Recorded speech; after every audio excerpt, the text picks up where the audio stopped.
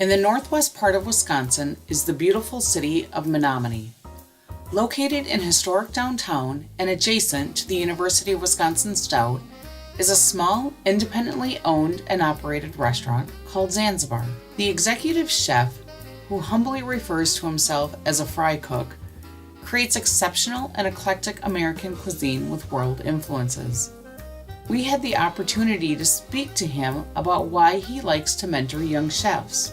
I'd like them to realize that there's a whole world out there of things that they can do to really help the people they care for, or to do things for the people they care for, and to get them to think outside their box.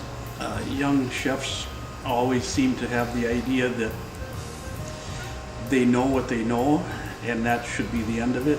I've been studying food for 40 some years. The only thing that I discover more than anything else is that I don't know anything. Is that there's so much to learn that they'll never be able to accomplish it all. But it is fun trying, and they get to open their minds to new foods, new ways of cooking things.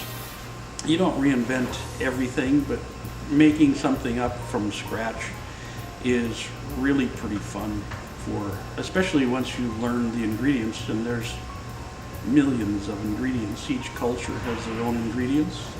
Those are fun to learn because then you can incorporate those into something else.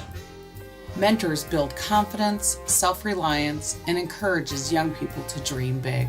Mark had mentors growing up, from a track coach to a life coach. They taught him to achieve for greatness and to be open to all the world has to offer. Look for opportunities to mentor someone today and make miracles happen.